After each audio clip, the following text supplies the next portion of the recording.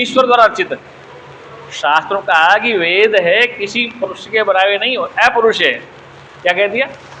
अपुरुष। वो पुरुष नहीं है, शरीर वाला नहीं, वो है कोई अपुरुष, उसने वेद लिख दी। प्रश्न था कि वेद उसने लिख दिए तो वेद नाम तो ज्ञान का होता है। अगर पुस्तक माने उपनिषद तो उसमें स्याही भी है, पेन भी है, लिखने कागज भी है, लेखनी भी, तो वो कैसे आया? अपुरुष था, वो परमात्मा अपुरुष था। इसलिए वेद उपनिषद ईश्वर द्वारा रचित है, ये हमने स्वीकार किया।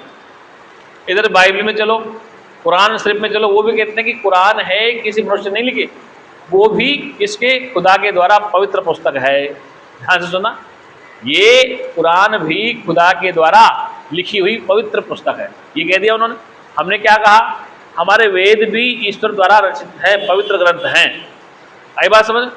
इधर बाइबल वाले कहते हैं कि नहीं, वो खुदा का पैगंबर है। कौन? ईसा मसीह, वो उस गॉड का, ईश्वर का पैगंबर है, दूत है। वो भी कहते हैं मोहम्मद पैगंबर है।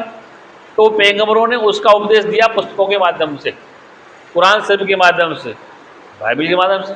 हम भी कहते हैं कि हमारे वेद भी ईश्वर ने रचे हैं, किसी मनुष्य ने, इसलिए ईश्वर का उपदेश है। क्या कहते हैं? श्रीमद् भगवद गीता में भगवान कह रहे हैं, क्या करें? भगवान के द्वारा ये वाणी कही गई है।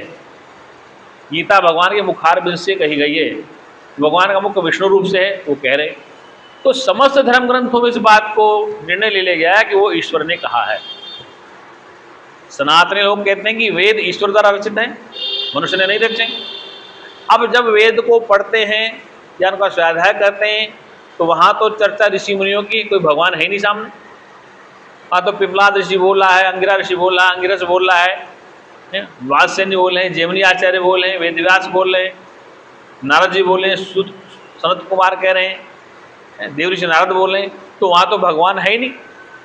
वहाँ तो प्रश्न पूछा जा रहा है गुरु के सामने, शिष्य प्रश्न खड़ा करते हैं।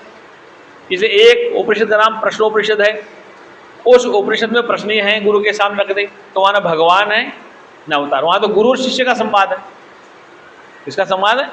शिष्यों ने गुरु से प्रश्न किया और शंकाएं थी तो गुरु ने उनका उत्तर दे दी। इसलिए ये परंपरा हमारी कैसे चली? गुरु शिष्य परंपरा गुरुकुल में। अब आइए उनकी